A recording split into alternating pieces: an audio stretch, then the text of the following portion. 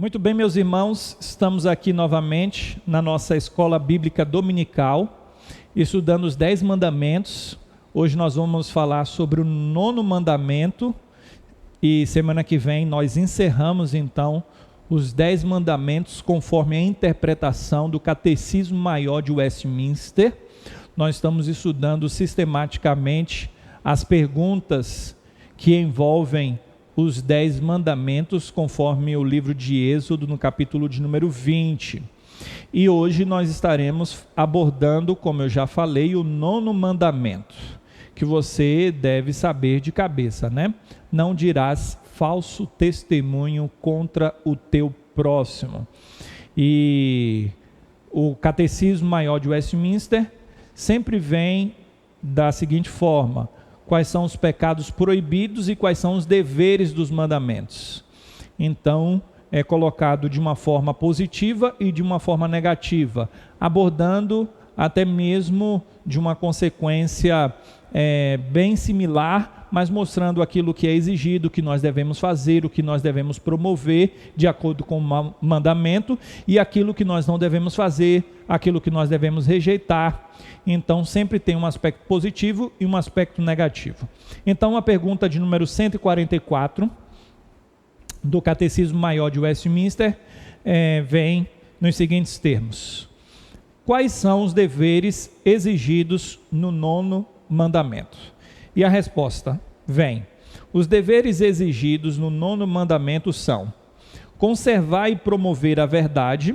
Nós devemos fazer isso. Então o que nos é exigido é a promoção da verdade, conservar a verdade entre os homens e a boa reputação de nosso próximo.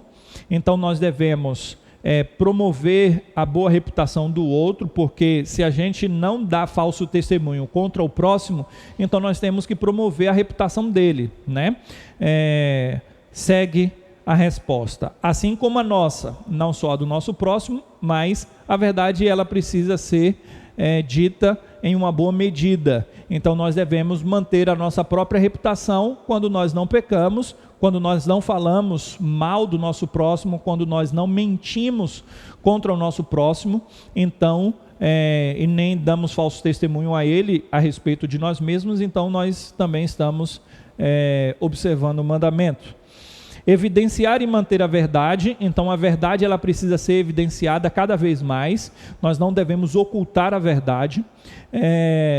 Nós devemos então evidenciar e manter no nosso coração de forma sincera. É interessante essa questão da expressão sincera, porque ela vem do latim, essa expressão sincera vem do latim, da época que as pessoas faziam esculturas de gesso, e então por causa do sol, por causa da chuva, aquelas esculturas que ficavam expostas às vezes rachavam.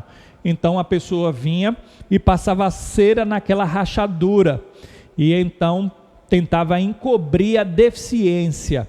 E a palavra sincera então vem de sem cera, e é quando não está ocultando então uma falha, e é essa expressão que faz referência inclusive ao mandamento de forma adequada, quando não há uma mentira dentre a exposição. E o texto continua dizendo que nós devemos manter e evidenciar a verdade de forma que seja sincera, livre, clara e plenamente falar a verdade. Então, as pessoas começam a falar a verdade em um determinado assunto, mas ele deixa de fora, de forma proposital, algum aspecto daquela verdade, ou até mesmo ele manipula a verdade, ele insere no conteúdo que é verdadeiro algo que é falso. Então ele adicionou a mentira dentro de um conjunto de verdades, e alguém já disse que uma meia verdade é uma mentira por inteira. Então nós precisamos entender que temos que falar com a intenção verdadeira e falar a verdade sem omissões e sem a pretensão de enganar. Então devemos falar a verdade, somente a verdade. em questões de julgamento e justiça e em todas as demais coisas, quaisquer que sejam, considerar caridosamente os nossos semelhantes. Então nós devemos, em juízo, quando nos é dito no tribunal que nós devemos falar a verdade, nós devemos manter a verdade, e essa verdade ela precisa ser dita no fórum público. Mas também nós não devemos achar que nesses locais adequados e próprios, onde se exige a verdade, lá nós vamos ser verdadeiros. Em outros ambientes, onde não há um peso de uma mentira, nós então flertamos com aquela mentira e contamos mentirinhas. Alguns até intitularam como mentiras brancas, né? Aquelas expressões que a gente pensa da seguinte forma: essa mentira que eu estou contando não vai prejudicar ninguém, não vai trazer nenhum prejuízo social, então eu posso contar essa mentira. Então, nós precisamos entender que em todos os ambientes nós devemos promover a verdade, não só em questões de justiça e julgamento, mas em qualquer situação. Amar, desejar e ter respeito pela boa reputação, pela nossa boa reputação, pela boa reputação de outros, entristecer-nos pelas suas fraquezas e encobri-las. Então, o que se pensa, de acordo com o mandamento, segundo a interpretação dos teólogos de Westminster, é que nós podemos ver a falha do irmão, mas nós não devemos promover a falha daquele irmão. Nós precisamos, aí, de certa forma, pensar no próximo. Muitos acabam falando a verdade, mas com a intenção de destruir. Erros que são erros que nós deveríamos tolerar, porque ninguém é perfeito. E o que eu quero dizer com tolerar? Tolerar as falhas de outros. Você já percebeu uma pessoa que é cri-cri? Aquela que ela observa todos os defeitos e ele acaba relatando os defeitos dos outros em todas as situações? Isso é ruim. Não há necessidade de, em busca de uma sinceridade plena, você expor as falhas dos outros. Não é isso que o mandamento está falando. Pelo contrário, a interpretação de Westminster é que nós devemos pensar na reputação do outro, por isso é que não dirás falso testemunho contra o teu próximo. Então, o bom testemunho precisa ser dado, e esse bom testemunho promove o bem-estar daquela pessoa, e você então não vai ficar expondo aquela pessoa a cada erro dela, né?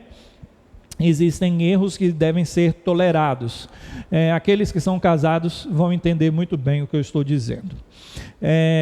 O texto continua dizendo que nós devemos mostrar franco reconhecimento dos seus dons e graças, dos dons e das graças que as pessoas têm, defender a inocência, receber prontamente boas informações a seu respeito e rejeitar as que são maldizentes.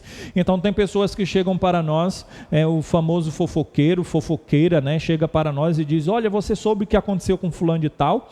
E então nós devemos ter prudência, nós não devemos promover a maledicência, nós devemos defender as pessoas, as informações a respeito das pessoas, e rejeitar aquelas que são maldizentes, aquela que tem a intenção de falar mal.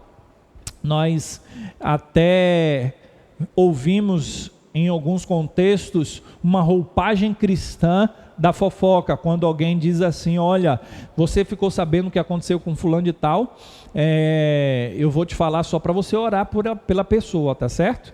Então ela dá um ar espiritual à fofoca, quando na verdade a intenção do coração dela é simplesmente expor a falha dos outros, em alguns contextos até mesmo algo que não é verdadeiro.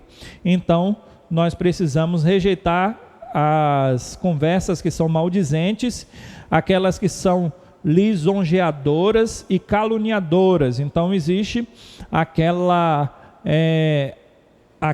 ação que é feita, como por exemplo, para um patrão que fica lisonjeando demais, de forma exacerbada, porque tem um interesse ali. Então isso também é condenado segundo a interpretação de Westminster. E também aquelas que são caluniadoras, que vão no outro extremo, no outro espectro do problema, da situação, mas que também se configura como um erro, como um problema. Então é exigido que nós venhamos nos afastar desse pensamento caluniador e dessa atitude caluniadora. Prezar e cuidar de nossa boa reputação e defendê-la quando for necessário, e cumprir as promessas lícitas. Empenhar e praticar tudo que é verdadeiro, honesto, amável e de boa fama. Antigamente, as pessoas tinham a intenção de falar algo que era verdadeiro e de cumprir. Fala-se muito sobre pessoas que compravam em vendas e diziam: olha, eu vou voltar e pagar aqui o que eu estou comprando. O famoso comprar fiado. Em cidades pequenas isso era muito comum, e as pessoas se empenhavam, e a palavra da pessoa era uma palavra fidedigna. Hoje em dia nós encontramos muito erro nesse particular. Pessoas que não têm intenção de cumprir o que dizem e dão falso testemunho. Por isso que no mandamento passado, no 8º mandamento, nós falamos um pouco sobre a questão da verdade também, porque é o não furtarás. Há um pensamento bíblico interpretativo sobre posição canônica. Cada mandamento está posicionado de uma forma ordenada e proposital. Então, o 8º mandamento tem um aspecto, e o 9º é o desdobramento do 8º, com uma amplitude. Quando nós olhamos para a mentira está relacionada com o roubo, com o furto. Então, nós encontramos uma relação daquilo que é exigido no 9º mandamento com aquilo que também é exigido no 8º mandamento, com algumas nuances distintas, mas há aspectos de similaridades. E quais são os pecados proibidos no 9º mandamento? Pergunta de número 145.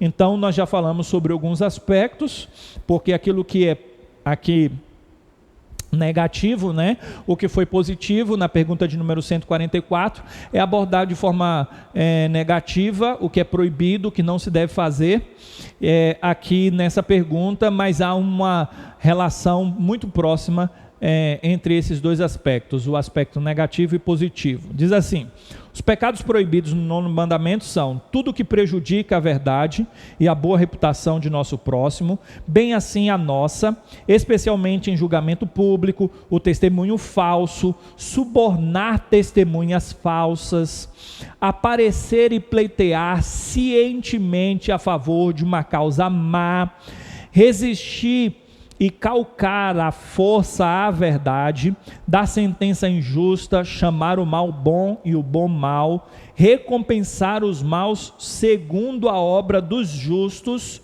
e os justos segundo as obras dos maus, falsificar firmas, assinaturas, suprimir a verdade,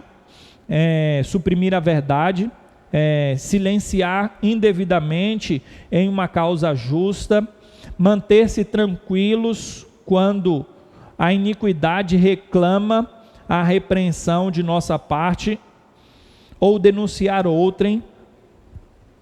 Vamos dar uma pausazinha aqui. Apesar de muito do que eu li aqui já ser algo que foi abordado de forma positiva, eu gostaria de fazer algumas incursões aqui. A primeira delas é que nós não devemos chamar aquilo que é mal de bom, nem aquilo que é bom de mal.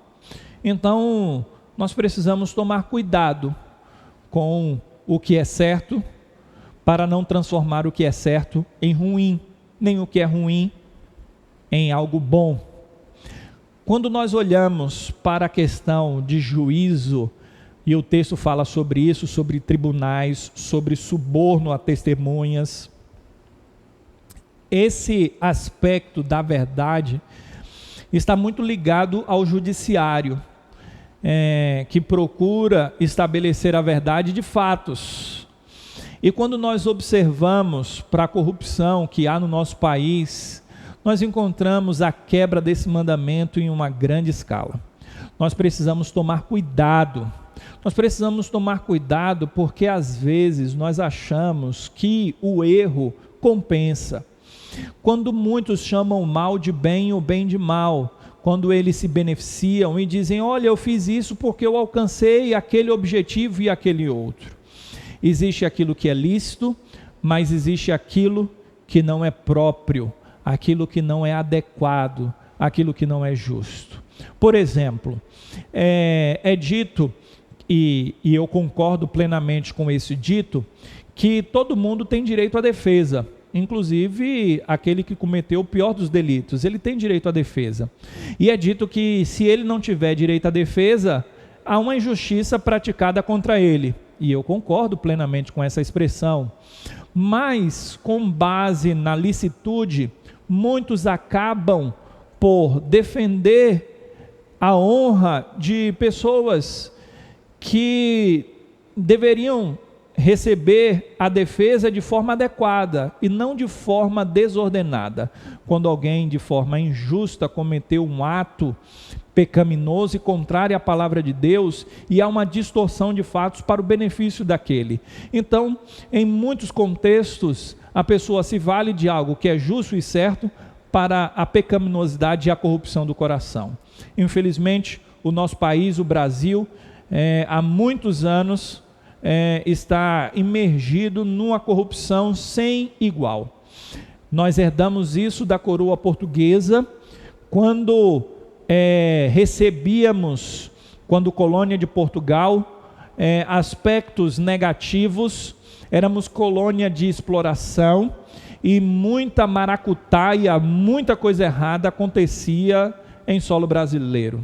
E nós reproduzimos ao longo dos anos, ao longo dos 5 séculos, os problemas e os pecados dos nossos antepassados. Nós precisamos entender que todos nós prestaremos conta ao Senhor Deus.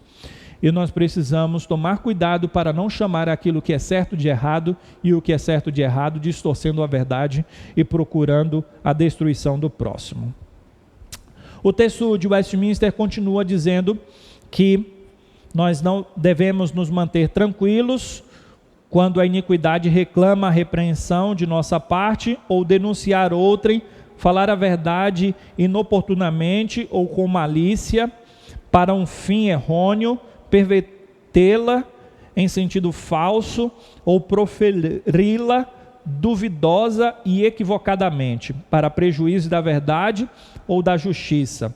Falar em verdades, mentir, caluniar, maldizer, depreciar, tagarelar, olha que questão interessante, né?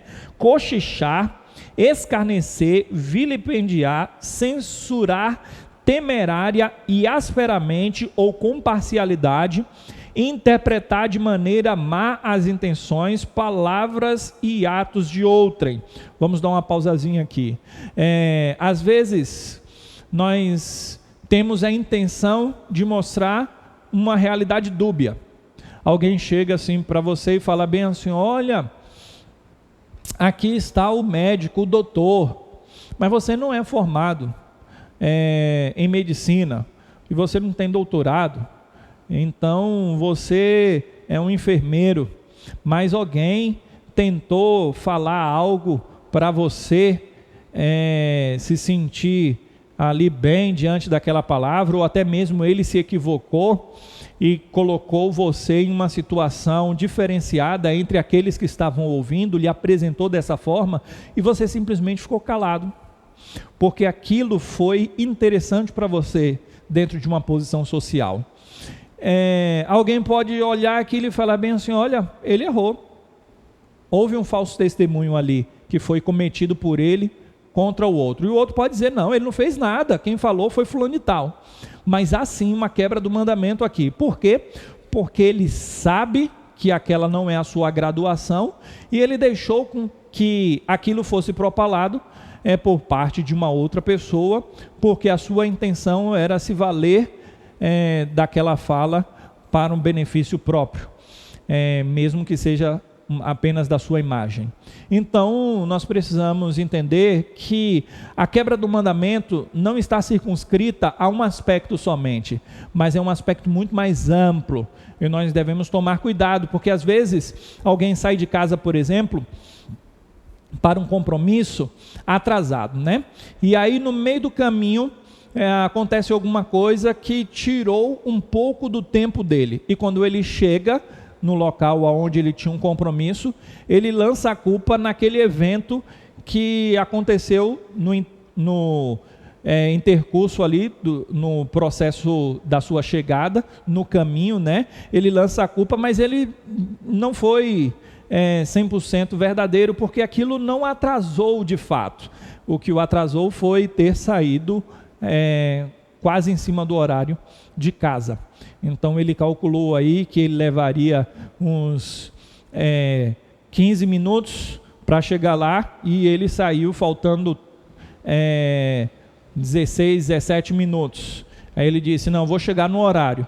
Mas ele, de forma inadequada, saiu em cima da hora sim, e não foi o atraso no trânsito, algo que aconteceu, a resposta exata para ele ter chegado no compromisso em um tempo no qual ele não havia, no qual ele havia marcado. Então, se ele não chegou no horário em que ele havia marcado, ele não pode lançar culpa a esse aspecto, porque é uma inverdade. O texto continua dizendo: adular e vangloriar, elogiar, depreciar demasiadamente a nós mesmos ou a outros, em pensamentos, palavras, negar os dons e as graças de Deus, agravar as faltas menores, encobrir, desculpar, atenuar os pecados quando chamados a uma confissão franca, descobrir desnecessariamente as fraquezas de outrem e levantar boatos falsos, receber e acreditar em rumores maus e tapar os ouvidos a uma defesa justa, suspeitar mal, então até uma suspeita equivocada quanto a outra pessoa é a quebra do mandamento, invejar ou sentir tristeza pelo crédito merecido de alguém, ele está indo contra o próximo, esforçar-se ou desejar o prejuízo de alguém, regozijar-se na desgraça ou na infâmia de alguém, a inveja ou tristeza pelo crédito merecido de outros, prejudicar, o desprezo escarnecedor, a admiração excessiva de outrem, a quebra de promessas legítimas, a negligência daquelas coisas que são de boa fama, praticar ou não evitar aquelas coisas que trazem má fama, ou não impedir em outras pessoas tais coisas até onde pudermos. Então assim termina o Catecismo de Westminster no seu 9º mandamento, de acordo com a interpretação certa, e nós entendemos que de forma adequada os teólogos de Westminster falaram bem quanto à questão daquilo que é proibido e exigido segundo o 9º mandamento. Sabemos que o texto de Westminster é muito rico, nós passaríamos muito mais tempo se fôssemos detalhar, se fôssemos esmiuçar cada palavra que aparece aqui, mas eu acredito que deu para transmitir o que o texto de Westminster quer nos passar, e dá para refletirmos um pouco mais e buscarmos a verdade do Senhor de forma profunda, e de forma que venhamos alegrar o coração de Deus, cumprindo os mandamentos da parte do Senhor. Gostaríamos de dizer que, segundo a graça do Senhor, na semana que vem estaremos abordando o último mandamento, e que esses textos de Westminster possam abençoar a sua vida e fazer com que a sua fé seja fortalecida em tempos de crise, onde se exige muito de uma vida pública, uma justiça adequada, do magistrado civil, que se exige uma verdade de fatos, que a corrupção caia no nosso país, na vida pública, e assim que nós vamos findar o nosso estudo, orando e suplicando essa bênção da parte do Senhor Deus. Oremos. Magnífico Deus, amado Pai, pedimos que o Senhor nos ajude a nossa nação, e que o Senhor abençoe, ó Deus, a igreja do Senhor, para que sejamos verdadeiros em um mundo aonde há muita mentira, que venhamos ser justos em um mundo aonde muita injustiça, que o Senhor preserve a santidade e a verdade por parte daqueles que servem ao Senhor, e que o Senhor mude o status quo da nossa nação, onde os políticos acabam se corrompendo, mentindo, deflagrando o seu ódio contra o próximo e falando em verdades simplesmente em benefício de causa própria. Que possamos, como igreja do Senhor, ser sal e luz, e que a nossa nação receba o evangelho do Senhor para que possa esse quadro de corrupção ser revertido e para que sejamos uma nação justa para a glória do nome do Senhor. Pedimos que o Senhor abençoe aqueles que estão nos seus lares e que estão sendo afetados por causa do coronavírus. Que o Senhor tenha misericórdia da tua igreja, ó Deus. Essa é a nossa oração e a fazemos em nome de Jesus. Amém. Deus abençoe a todos, irmãos. Até semana que vem, com a graça do Senhor. Um abraço a todos.